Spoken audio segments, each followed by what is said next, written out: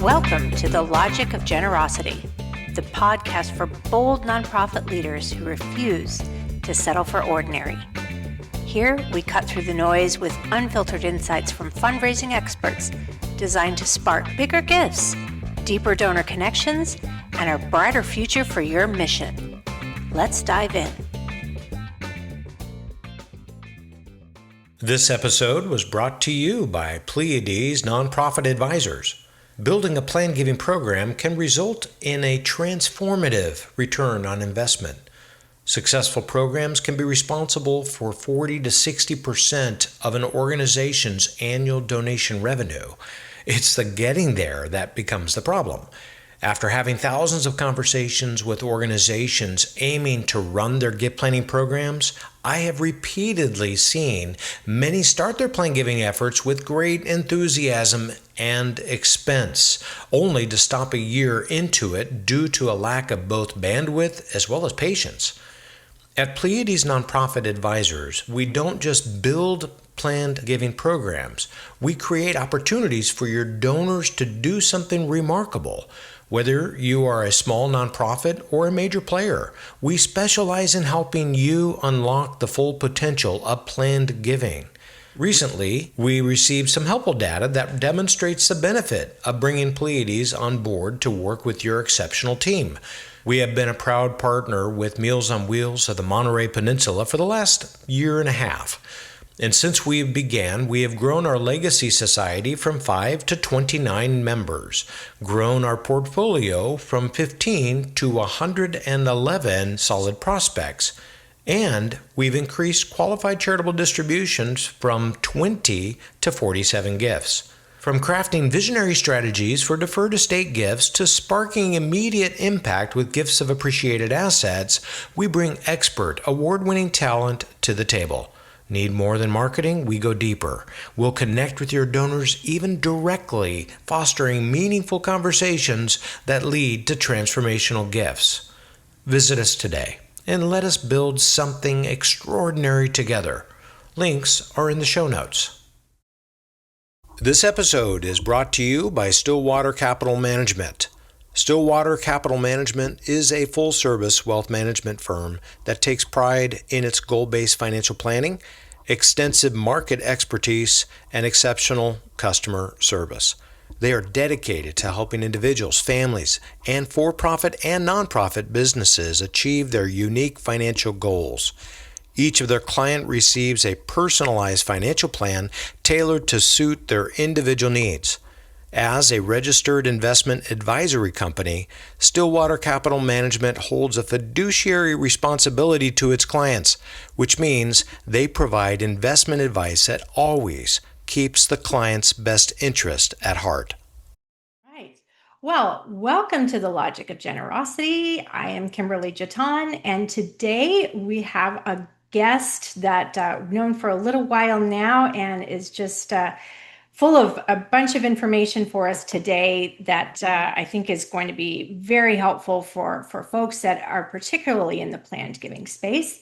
And so I want to introduce everyone to Liam Dunfey. And Liam is president of Assisting Hands Home Care. And Liam, it's great to have you with us today. It's an honor to be here, Kim. Thank you so much for inviting me. Thank you. Thank you. So, Liam, we met a couple of years ago, I believe down at Crescendo. Is that correct? Yes. I've known you for a little bit of time. I've known Andy for probably over a decade. Yeah. And we met because you haven't always been in home care. Your previous profession was working in the planned giving space, right? It was. I was always interested in planned giving right out of the chute from college. I just really loved the industry, and I worked full time as a planned giving officer at two prior organizations, St. Paul's Senior Services in San Diego. And then most recently, before I became the president of Assisting Hands, I worked at Covenant Living at Mount Miguel, which is a continuing care retirement community in southern San Diego. So it sounds like both of the planned giving spaces were in elder care, correct? That is correct. I have worked now in aging services since the fall of 2009. Oh, wow. Okay. And what drew you to that particular sector of all the nonprofit sectors? Well, I had worked in higher education for about 6 years. Then I worked with sick kids and families for 3 years. But I always knew I wanted to work with older donors because I was always interested in planned giving. And working at St. Paul's, which is one of the oldest senior living organizations in San Diego, it made a lot of sense for me to apply for a job there. And thankfully, they accepted my application. I worked there for a decade, 5 years exclusively in planned giving and major gifts. But the other 5 years, I did other things in fundraising and aging services and just learned a ton about this whole aging services world that I just didn't know about because I was so focused just on planned giving. Okay, great. And so recently you've made the switch. Can you tell me a little bit about how you came to decide that's what you wanted to do, how that happened? Yeah, I my cousin and I had been talking for the last year about buying a business. And when most people think about being a business owner, they always think, well, they need to start up their own business. But my cousin's been a commercial banker and he's been helping people, his clients buy businesses. And we found this really neat boutique home care company just north of San Diego. And I really liked the owners a lot, and they liked us. And we went through the due diligence of buying their company. It's part of a national franchise, Assisting Hands. And so we bought their client base and all of their wonderful caregivers. Oh, that's fantastic. And how is it so far? Because this is pretty new still for you, right? It is. I'm still in my first 100 days, Oh my gosh, and that's very new. Okay. I'm learning a lot about just being a small business owner and managing a small staff. I've managed staff before when I was in planned giving, but this is a little bit different. I'm running payroll. I hire and evaluate the talent that we bring in, and I do all of our billing. I am out there trying to talk to clients and generate new clients. I mean, it's very exciting, but at the same time, it can be a little overwhelming too. Sure. I imagine, yeah, as a business owner, I can relate, and Yeah, it's exciting, but it's daunting and all of those things that come with it. But it's also a yeah, great sense of freedom for you, I'm sure as well. it is. It's very satisfying to help people. And this is why I initially got into fundraising and planned giving 25 years ago. And I like helping people. It brings a lot of joy and fulfillment to who I am. And that is something why working in aging services has been such a good fit for me. So now, there are different ways to assist, you call it aging services in their homes. And so you're in Yeah. a specific type of category. Can you kind of explain what Yeah, exactly your company does for these clients? absolutely. I use aging services as the catch-all term for caring for people in their later stages of life. And I'm in home care. Home care is usually that first step into the aging services marketplace, just based on all of my experience. And home care is very popular because people want to be at home. They want to remain in the home that they've lived in for 30, 40, 50 years. They want to age in place on their own terms. And 90% of the people in the United States, they want to be in their home. But many of them will need home care because they need help with those activities of daily living that so many of us take for granted. Dressing, bathing, grooming, medication reminders, companionship.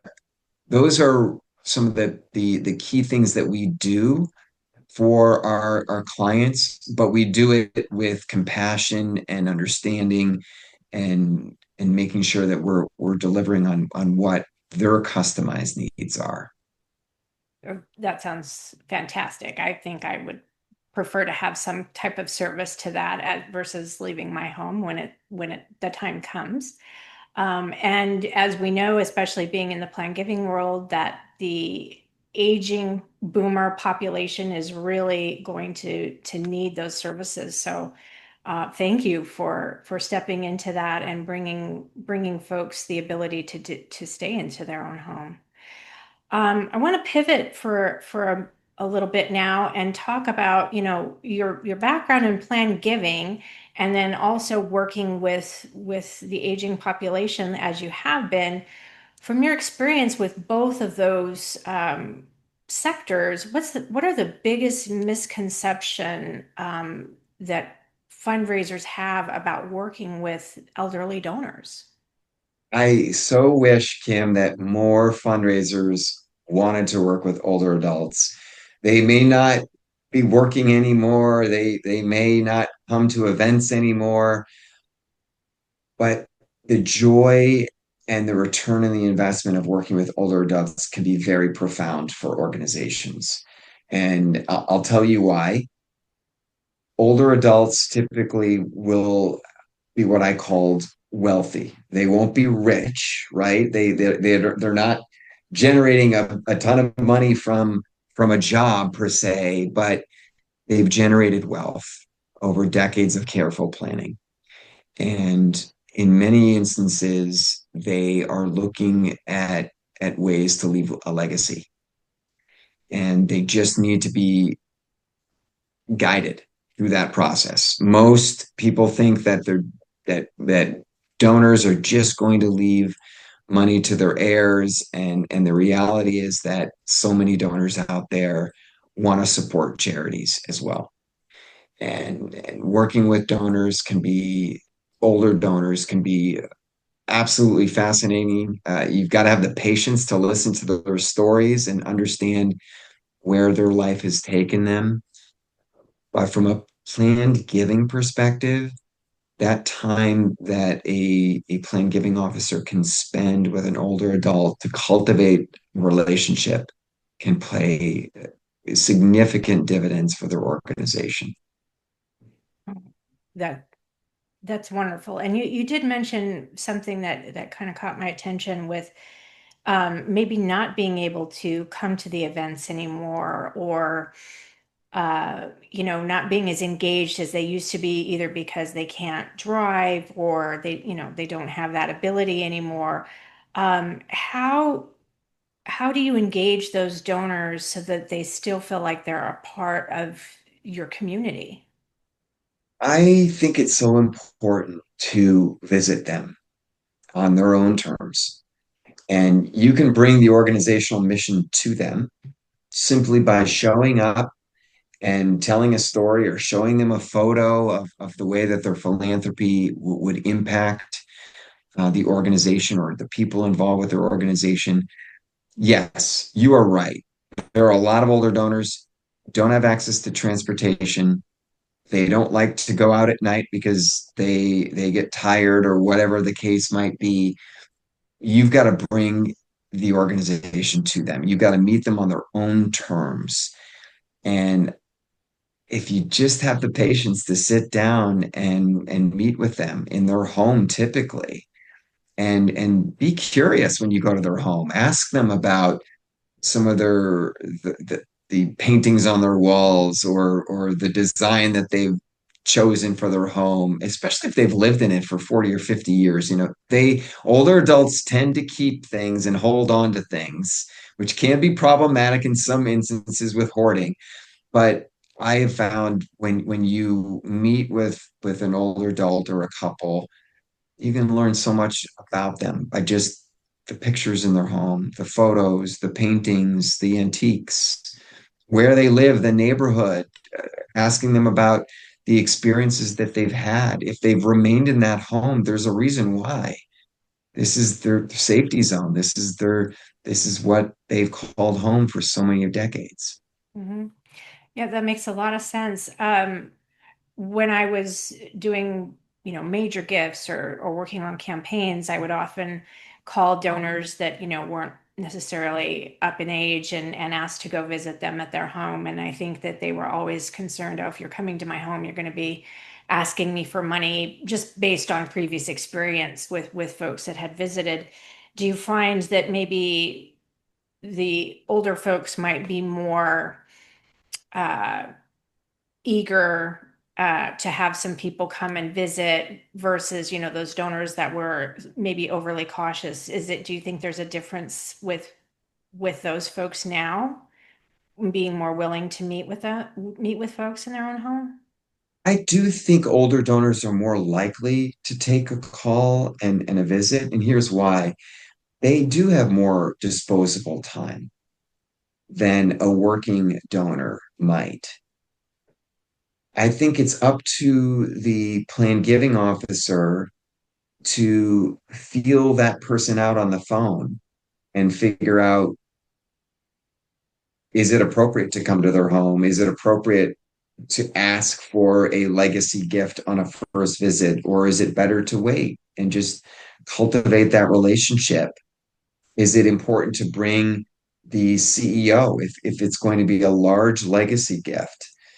And you and I both know that most legacy gifts, the average legacy gift is somewhere in that 35 to $50,000 range.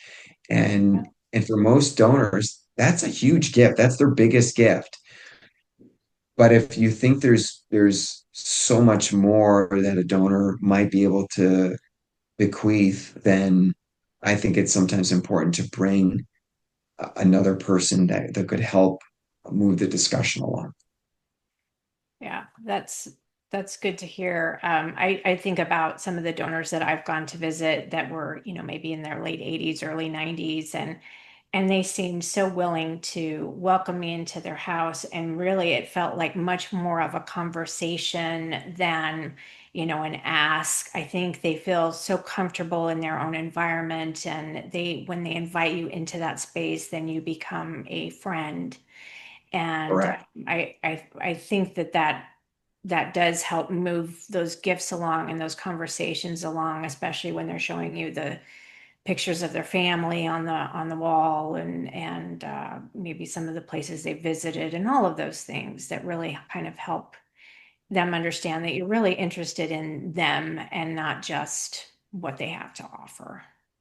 Exactly. And the joy of the legacy gift is that it's not something that they're giving away today.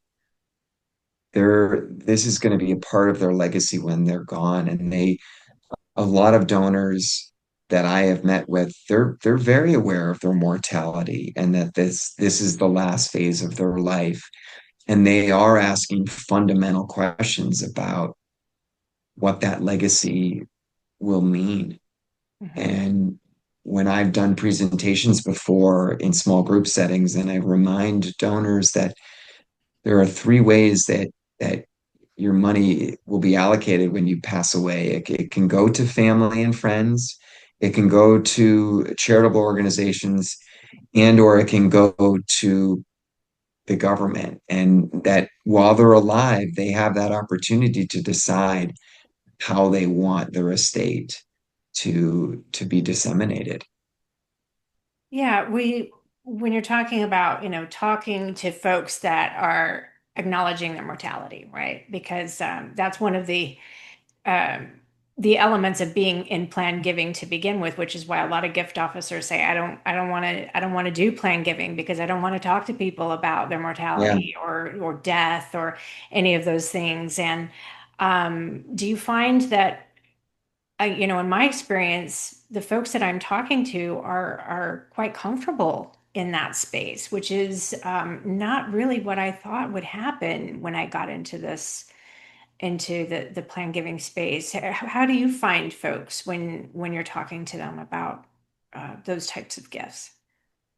I think they're comfortable talking about it. I think the society at large has perpetuated this narrative that it's taboo to talk about money and dying, and yet there are so many other cultures around the world that really revere their elders, and quite a few Asian countries in particular.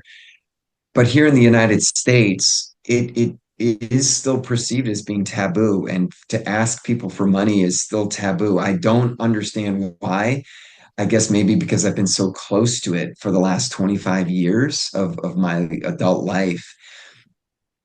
I think older adults, they've seen so much in their life. And if we're talking about the different generations, right? You've got the baby boomers, and they're starting to really retire. And but really, we're talking about people that were born before 1945. Yes. These are the people that, the silent generation. They were born during World War II or the Great Depression, and they're aware of their mortality. Some of them still have memories of World War II being as a child, Wow. or if you're talking about the older olds, the people that remember what it was like during the Great Depression in the 30s, and they're aware. They're very aware of their mortality. And it's the fundraisers, they don't have to bring the mortality up. It's more of a subtle thing Sure. when you're actually ready to start talking about that legacy gift. I think most of these people, they already have an estate plan in place, although there are donors that I've talked to that need to update theirs. And Sure. yet I Yeah. just there's opportunities, right, with these older adults that maybe hadn't thought of an angle, like leaving you as a beneficiary of their IRA or of a life insurance, or circumstances change with their family, right? And Yeah. this is why I think it's important to continue to have these relationships and dialogue with donors. Yeah, you bring up a good point about, relationship changing with their families or, you may meet with someone, 5 years ago who says, "Oh, I'm going to leave everything to my children. I'm not interested in doing any type of gift." But then, the children start doing very well in their careers and they're very set, or, any number of relationship issues may come up. And so I believe, yeah, when you're talking to donors that you don't always take no as no forever. And so have you seen Absolutely. those types of instances happen where they've decided things change after some time? Yes, I mean, because I had worked at each organization for much longer than the average fundraiser would, I got to see some of those changes where donors would tell me in year number one when I was on the job, St. Paul's or Mount Miguel, not in my estate plan. My estate plan is set. And then years three or four and five, there'll be discussions and they'll say, I'm going to update my estate plan. I'm going to list you as a beneficiary of my trust, or of my IRA, or of my life insurance, or I'm going to take out a charitable gift annuity. Yes, that does happen. And because circumstances change, they something in their life changes, or they start thinking deeper about the mission of your organization and realize that, hey, this is something that is really important to me now. And I want to make a more fundamental change to my not a fundamental change to your estate plan, but enough of a change where it's going to make an impact because their legacy will be felt now. Yeah, I think you're onto something when you say a lot. Sometimes they'll say, no, I don't want to do that. But then afterwards, now that you've planted that seed, they think, wow, maybe I shouldn't have been so in a rush to say no, because they do start thinking, well, maybe I could do something. And, I think it's important for us to continue having those conversations even after they say, I don't want to do that, because a lot of times just planting those seeds ends up really making some sense to them later on when they really start looking at what they have. Which, by the way, do you find that that kind of springboards into another area where so oftentimes you'll meet with someone even in your industry, not even in fundraising, where these clients don't realize maybe what they actually own, what they have, and the wealth that they're sitting on. They just, it doesn't resonate with them that just because I bought the house, 50 years ago for $50,000, that's not what it's worth anymore. And they're not constantly on some of these platforms looking to see what housing prices are. And Mhm. so how does that, have you seen that example in your work as well? I have, Kim. And remember, we're dealing with a generation. If they're born before 45, they grew up in either the Depression or World War II. And so their whole mindset over the course of their life is that calamity is going to happen. And we've had instances of calamity in my adult life, right? The Of 2008 course. financial crisis, we've had 9/11, we've had COVID. So many of the donors that I have worked with have lived a pretty frugal life, and they are sitting on wealth. If they own their home, at least in San Diego, they've got a lot of equity. And even if they have modest retirement savings and a pension, they can still live pretty comfortably. And yet, yeah, these donors, they don't oftentimes realize the impact that their wealth can make on an organization. They're the two biggest fears, in my opinion, that older adults have as they age. It's yes, their own mortality, but I think many of them come to grips with that through various health crises. But it's and losing their peers too. But mostly, it's about, are they going to outlive their resources? Yes. And are they going to have any type of memory impairment? Those are the two biggest fears that all from all the interactions I've had with donors and older adults through the years, those are the things they worry about. What I like with the legacy gift angle with donors is that they don't have to make it today. So if they do run out of their resources and they did have an intention, well, it's not going to impact them while they're alive. Memory impairment is a whole other matter that you and I can talk about, but the resources, it's pretty remarkable. If you own your own home in Southern California, if you have a pension and an IRA, it's very likely you're going to be just fine. Wow. Okay. Well, that's good news, because even though um, I'm not of retirement age or those areas, that's something that I'm mindful of now, even in my 50s, and so I can only imagine as you get older that those concerns become more prevalent, and so it's good to just keep those things in mind and what the donors might be worried about or thinking about.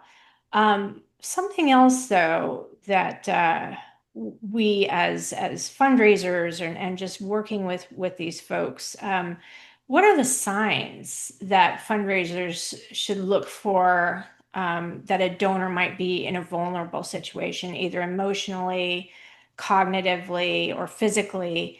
And how should they respond ethically or appropriately? I love this question, Kim. This came up. I read a lot of case studies, went to a lot of estate planning groups where we would talk about this very scenario. I think it's important when fundraisers are working with older adults and they're noticing some type of cognitive impairment or physical impairment, or they're just noticing that, hey, they're just not as quick-witted as they used to be. It's important to involve a team of people with a donor, especially if you're going to be asking for a legacy gift.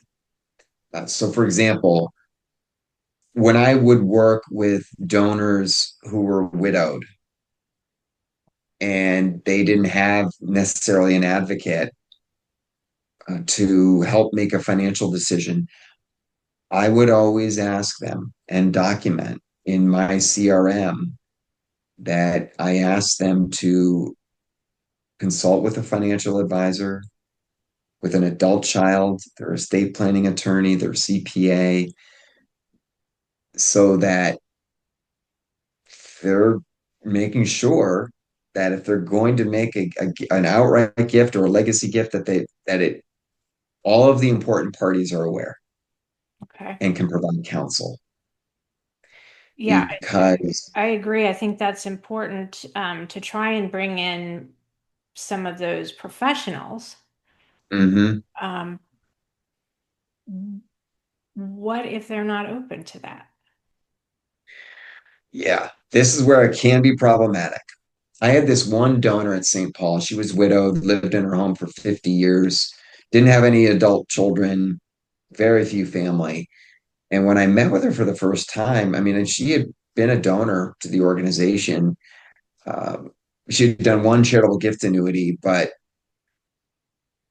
I knew that she had a high affinity for the organization.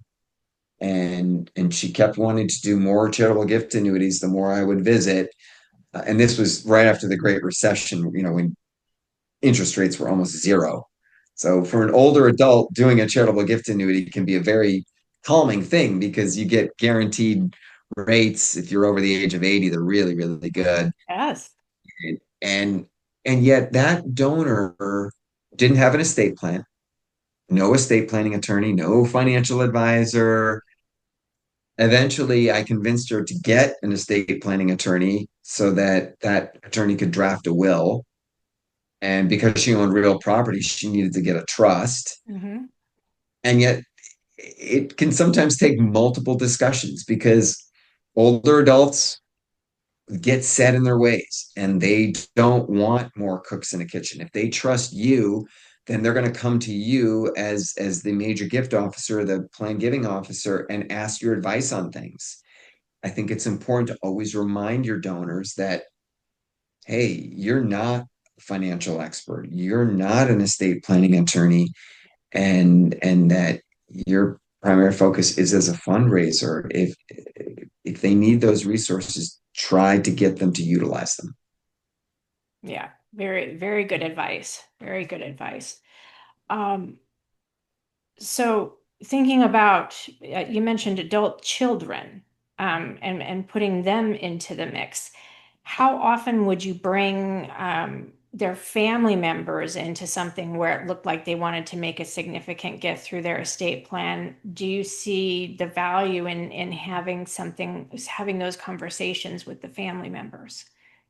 I do see the value because what we don't want as fundraisers or as an organization at large is to have a decision be made in a vacuum. And then when the donor passes away, the adult children sue. We want to avoid that.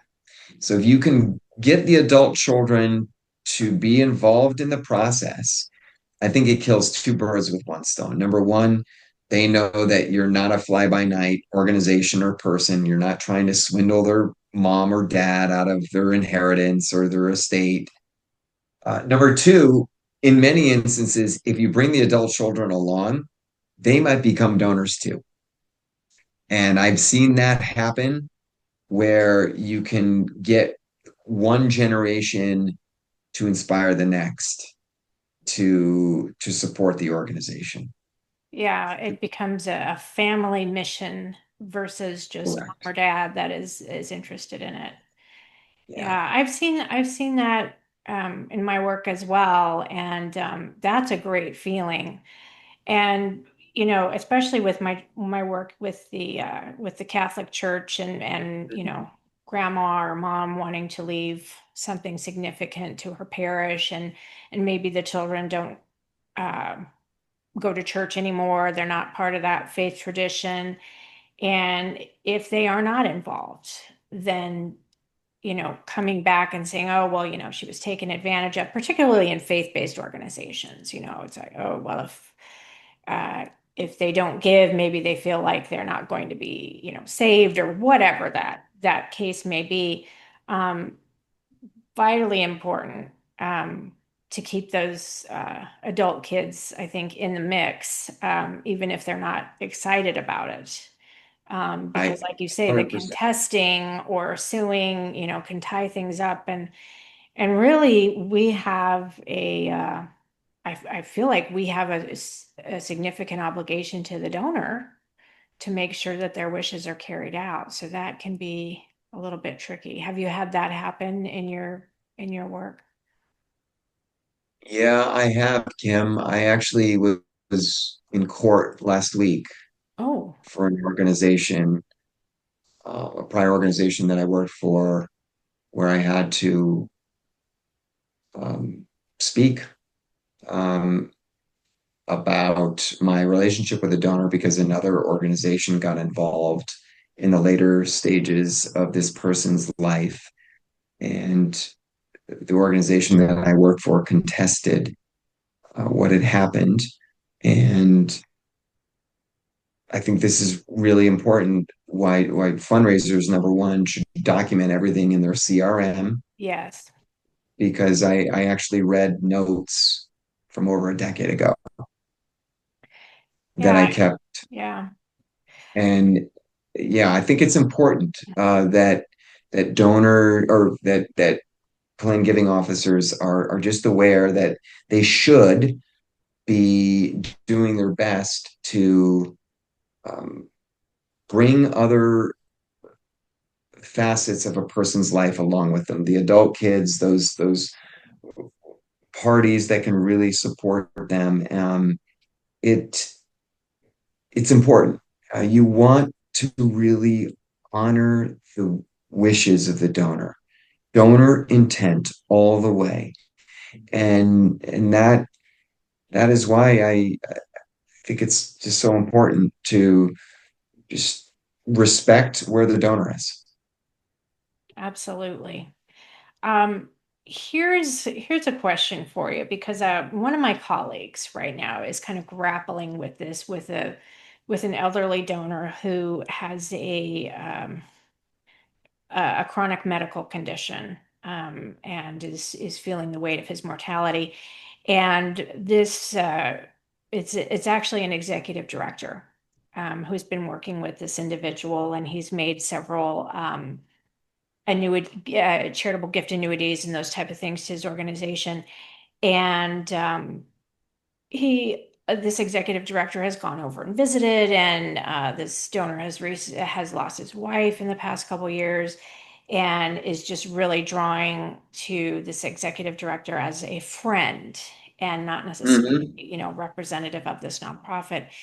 And more recently has said, by the way, I'm putting you personally in my will, in my estate plans, because I have developed this friendship with you personally. I could see how that might really start happening with some of these elderly folks, that gift officer might be the only one they see on a regular basis because they're not getting visitors. How do you navigate something like that where they kind of see you more as a friend and not someone that's representing an organization, Um, and of course you are a friend to them, but not in that type of capacity. this has happened to me before, Kim. Oh, okay. It happened at the beginning of the COVID season. An estate planning attorney had called me up and asked if I would serve as the executor of this donor's estate. And I felt conflicted in so many ways.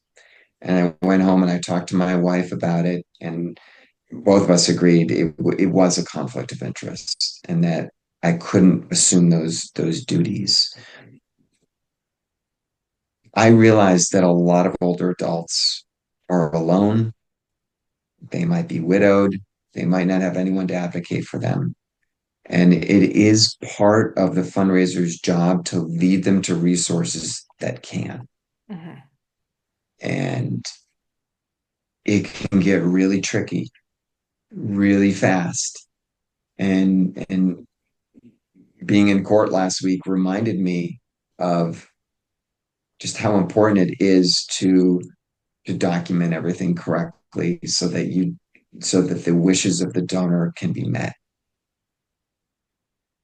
Yeah, that you mentioned that this donor had asked you to be an executor, and I think that's the case with my colleague as well, that he has said, I want you to be my executor. I want you to also receive something, and it it just blurs the lines in a lot of ways, and I think that's one of the reasons why, plan giving officers just have to have a tremendous amount of compassion and Yes. ethics, because you are navigating with these gifts that, as you mentioned, can end up in court because of families and those type of things. I think this is really the only giving area, aside from, naming rights or, big things like that, where there are a lot of legal pitfalls that can happen.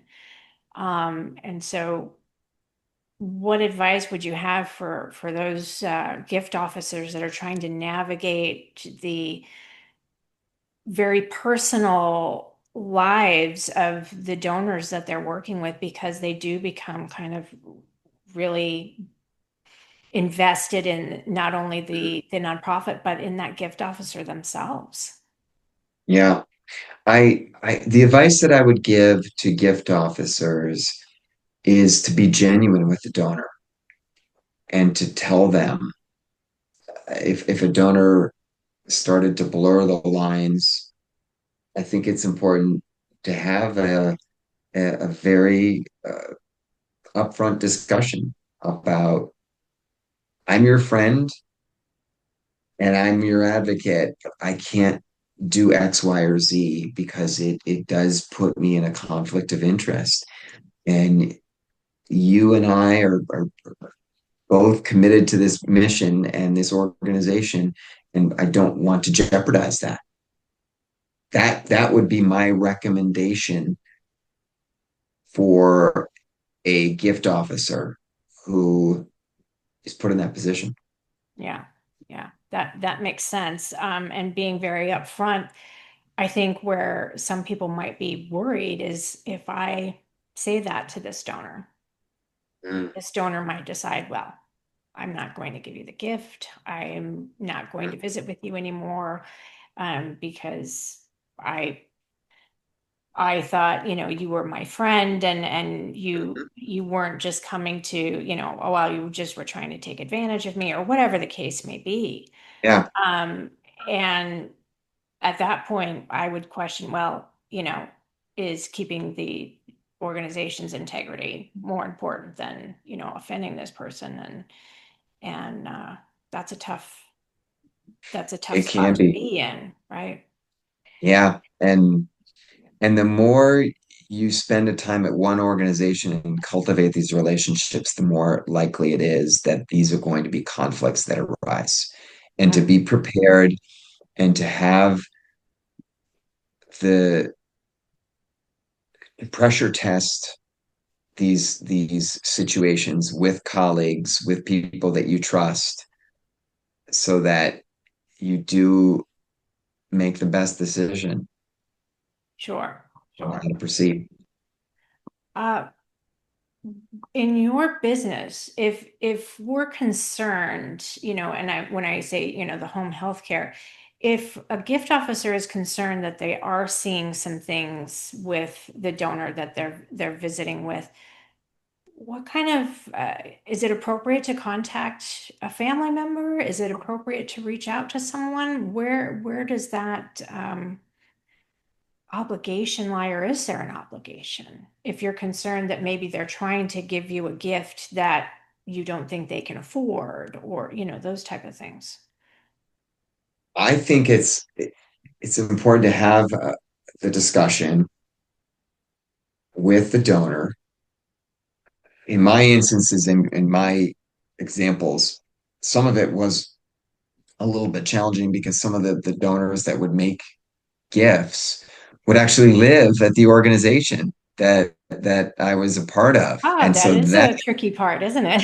ethically, yeah, there was one instance where we had to get the ombudswoman involved Hmm. because one of the adult children didn't like the fact that her dad was going to make a significant naming gift. And the ombudswoman came in as an impartial party and wrote back to the my colleague and I that saying he is of sound mind and is an independent person and he can do what he so wishes. And that was a pretty big deal. That telegraphed to the adult child that, hey, your dad is doing this because he loves the organization and he's going to follow through. So there are instances like that are somewhat outliers, but that I think if a donor it wants to make a gift and you don't think that they're of sound mind or that you don't think that they have the money to do it, it is a discussion with them about if you don't think they can afford it, Hmm. you have the discussion. If they're adamant about doing it, you document it. Okay. I used to document this in my CRM with a couple of donors. Memory impairment is a different matter. If you think there's cognition issues, I think it's important to call on somebody in the aging services industry to come along with you. It could be a social worker, it could be a nurse, somebody who when I worked in senior living, we would have nurses that would do assessments on potential residents all the time. Sometimes I would bring those nurses with me out into the field to get another set of eyes on an elderly donor that lived independently in San Diego. It's okay to do that. You just got to tell the donor that you're bringing in one of your friends to be a part of the discussion. And you don't have to tell them that you're there to what to evaluate their capacity or not. But I did it because I knew I had those resources. If a donor, if a plan giving officer is out there and they know nothing about aging services, I encourage them to reach out to a social worker or a case manager that specializes in aging services and have them come along with you to your next meeting. Okay. So you're bringing this up. If me as a plan giving officer, I'm not aware how I would start that process. You say contact a social worker. Where do you start for something like that? Yeah, well, I'm a big fan of social workers and nurses because I've spent most of my career working pretty closely with them. Where would you start? I You can go online and you can look for they're not really called geriatric case managers anymore. They're called aging life specialists. And there are several aging life specialists who they're essentially gerontologists or people that have worked with older adults or they're social workers who case managers. Like if you were to be discharged from a hospital, you would have a case manager in charge. But if you're living at home alone and you might have cognition issues, you're probably not going to be hospitalized for that. So you're going to need somebody out in the field who can do an evaluation Okay. of you. And I did this one time and I didn't tell the donor that this is what I was trying to do, but I brought in a nurse who was a memory impairment specialist and had her come with me on a meeting. Hmm. Okay. So yeah, I don't need to belabor it, but I think there are resources out there, Kim, for our gift officers. They just need to know where to go. I love that. Now, one more question because I'm really fascinated by, being able to find these experts that may be a resource. Are these folks that are employed by the state? Is this a state or a county thing, or are these private services? What is available? Yeah. If you get the state or adult protective services, I don't think you need to go to that level, at least initially. Mhm. The other services are private. Okay. Sometimes it's complimentary, though. I mean, because I've got good friends here in San Diego who are aging life specialists, but that's only one part of what they do. They're also placement specialists for senior living communities. And they're also they help somebody downsize. So they're in real estate and in moving too. My one good friend, he does all of it. He's got a whole team and the case management work that he does, it's complementary. Wow. It's Okay. a loss leader for him. He just goes out and meets with people or talks to them on the phone and realizes what they need, and then he's a one-stop shop. So yeah, I want your listeners to know that there are professionals out there who can do this. That is really good information. Just thinking about the folks that you question sometimes if they're on the edge, but you're not sure, and family members don't know. And, since we're not medical professionals, I did work with someone that was in the hospital. She was in her 90s and she wanted to make a gift. And um, just I was a little concerned that, she knew 100% what she was doing, but we could not get a doctor to sign off on her cognitive abilities at the hospital.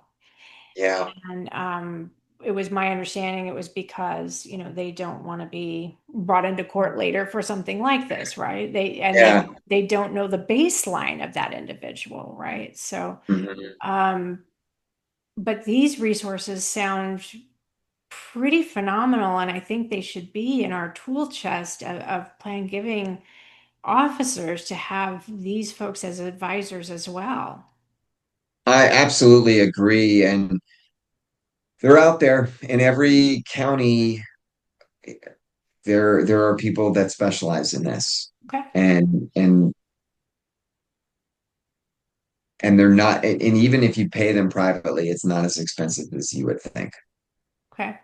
And at that point, that would be something that the nonprofit may need to Mhm. invest in just Correct. to make sure they're covering all their bases. So that makes Yep. sense. Yep. Um, have you ever entered into a situation where you felt that a someone that you were visiting was being taken advantage of? Not necessarily elder abuse, although that would be obviously pretty significant and you would contact someone for that. But if you feel like maybe their housekeeper was starting to take things or those type of things, have you ever come into a situation where you needed to be aware of those type of things with your I donor? think you do. I haven't been aware directly, indirectly, of course, being in the industry long enough to know that it happens. I mean, in home care, that is a big liability, actually. I mean, Mm, to ensure that the caregivers that we hire, they're all background checked, but theft still happens. The bigger issue with older adults from all of the content out there is more about um, it's not just common theft, it's cyber theft. It is scamming that happens either on the phone, over text messaging, over their bank accounts. Those are the bigger issues that a gift officer should be aware of with older adults that might just be living alone. Because technology has come a long way, and there are people out there that are that are finding ways to really swindle older adults. Hmm. So We, that is in my opinion, the bigger issue than having some jewelry stolen. It's having somebody access a bank account sure. And and we've all withdraw money. we've all Yeah. seen stories of people that they get Hmm. called and it's like you have to send me money right away or we're going to Yep. cut off your electric or those type of things. So that yeah, that brings up a very Yep. good point. Because they are in a vulnerable state and a lot of times they won't ask someone else if this sounds legitimate. That's very interesting. That's Yep. And it can happen so quickly too. But if a gift officer was in somebody's home and something didn't seem right, I think it's important for the gift officer to maybe ask some probing questions, be a little curious, gather some information, and then go back to the office, talk about it with your colleagues, mhm. and decide what course of action, if any, should happen. Okay. Is a follow-up visit warranted with another set of eyes? And when I mean another set of eyes, it could be another fundraising colleague, or it could be an expert in something, Mhm. like these aging life specialists, or a nurse or a social worker that does this for a living and is looking for the right cues and the right aesthetics and observations. Sure. Sure. And you bring up a good point of another set of eyes. I know sometimes when I would go out and the donor in the hospital comes to mind, I didn't want to go by myself. Um, I did want another a colleague or someone else with me just to feel like I wasn't trying to evaluate the situation all on my own. Do you find that have you done that in the past? Do you recommend something like that? Or is it common Yeah, practice? I think it's best practice, whether it's working with a donor or being in a situation where sensitive or confidential or inflammatory information is going to be shared, to have another set of eyes and ears. So Mhm. another witness, another perspective, because it is just best practice. Because then Sure. it's just your word against theirs, and to have an impartial or somewhat impartial other person can be very helpful. Yeah. Yeah. Especially when you're going into someone else's home. Correct. Makes a lot of sense. That makes a lot of sense. Yeah. You know, we are in litigious times. Family members might be upset that you're visiting someone, one on one, any number of things. I think that sometimes we don't realize our own vulnerabilities in that space until something negative happens. Correct. Yep. And there's other anecdotes that I could share, Kim. We actually had a client here in my first couple of months on the job where there's significant memory loss now over the course of the last year, and agitation with a client who couldn't find certain outfits in her closet and thought that one of our caregivers had stolen it, and she's just agitated and confused. And this is what happens, especially as you start really getting much older, like into your 90s, Mm, um, and living at home. It can be really hard for older adults to remain in their own home when when they get more of that moderate memory loss, um, leaving their stove on, not remembering that the outfit that they were referring to was given away sure. years ago, or my biggest fear, and I've seen this in my own little neighborhood in Carlsbad, is somebody who is memory impaired. They can wander, Oh, and sometimes they can leave a home and then walk a mile and realize, Where am I? How did I get here? How do I get back home? Those are some of the things that as gift officers and fundraisers, when you're meeting with people, you can pick up on cues of short-term memory loss, which is typically how it will work.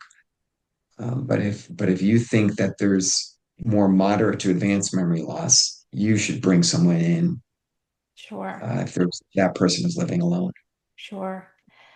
And then I guess we're almost at time, but I guess the final question is when you're looking at someone that might be going into that memory loss phase, when do you know it's time to stop the visits and really let that go?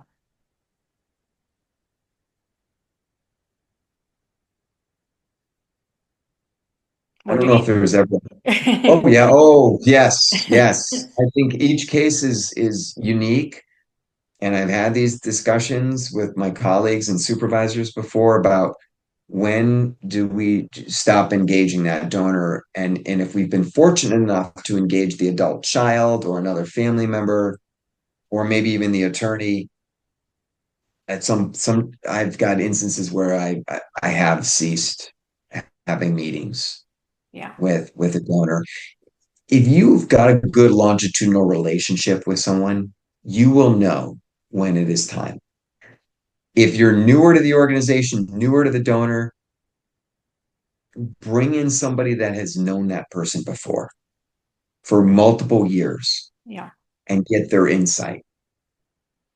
The last thing that we want as a gift officer for an organization is to continue to work with someone whose cognitive impairment uh, blurs their best judgment. sure, sure. Yeah, for everyone's sake, for everyone's sake. Absolutely. So Yep. that makes sense. Well, Liam, this has been very eye-opening for me in a lot of respects, and I just absolutely appreciate your background and the wealth of knowledge that you're bringing to us and our listeners today. And I want to thank you so much for spending some time with us, everyone. Again, Liam Dunfey, and thank you very much. Thank you, Kim.